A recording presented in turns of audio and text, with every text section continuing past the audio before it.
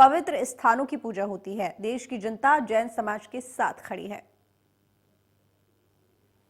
किसी व्यक्ति से नहीं है और देखा जाए तो किसी सरकार से भी नहीं है। हमारा विरोध सिर्फ इतना है कि समेत शिखर जी पावन पवित्र तीर्थ है, वो जैसा है वैसे ही रहने दो, और कुछ करना है तो निस्वार्थ भाव से ऐसे करें कि उसकी पवित्रता बरकरार रखें। हमारे देश में पवित्रता की पूजा होती है, पर्यटन की कहीं पूजा नहीं होती है। पवित्रता शाश्वत है, पर्यटन शाश्वत नहीं है।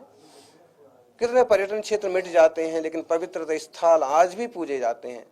अपन सभी, जैसा कि आप पूरा मीडिया, क्या देश की जनता जैन समाज के साथ खड़ी है कि अन्याय हो रहा है। जब नहीं चाह रहे हैं कि वहां पर कुछ ऐसा काम किया जाए कि पंचेंद्रिय जीवों का घात हो, अंडे मछली शराब आदि का प्रचार प्रसार हो और तीर्थ की पवित्रता पर आंच आए, मनमानी तरह से लोग, मनमाने ढंग के लोग घूमें, तो वह बड़ा चिंतन का विषय है। और साधु क्या, श्रावक क्या, काफी उद्वेलित हो गए। हम लोग भी आज पूरे संघ का उपवास है, परसों भी किया था। ऐसे समझिए कि क्रमिक अनशन पर ही हैं।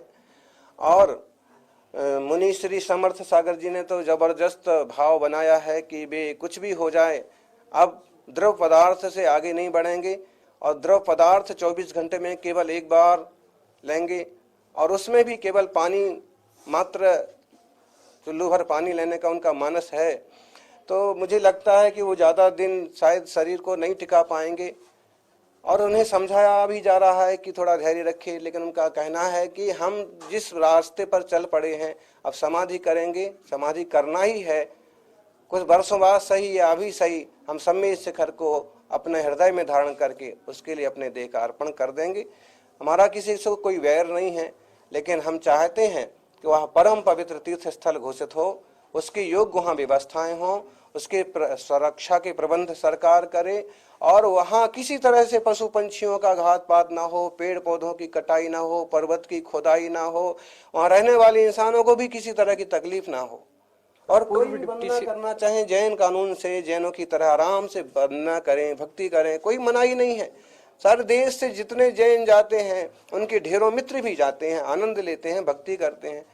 भक्ति पूजा में कोई दोष नहीं, कोई निषेध नहीं है, और पुण्य कमाने के लिए मनाही नहीं है। लेकिन हम पुण्य के स्थान को पाप का स्थान नहीं बनने देंगे।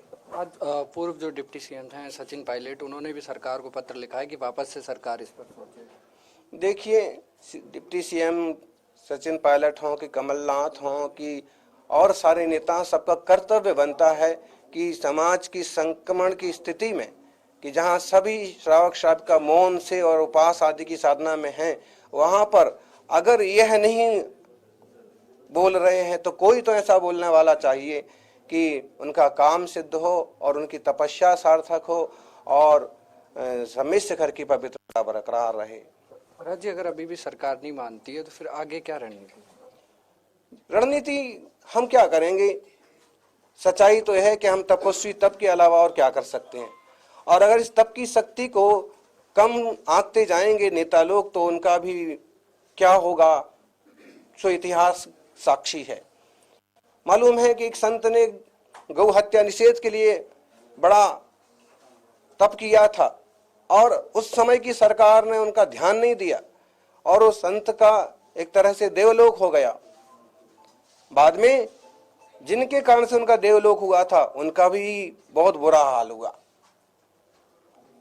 कुल मिलाकर ये जो संत हैं वो कह रहे हैं कि अगर शिखर सम्मेलन को पर्यटक स्थल घोषित किया जाता है, तो अगर उस पर पुनर्विचार नहीं किया जाता है तो इसी तरह से जो विरोध है वो जारी रहेगा। कैमरा पर्सन राकेश गुप्ता के साथ विष्णु शर्मा, इंडिया।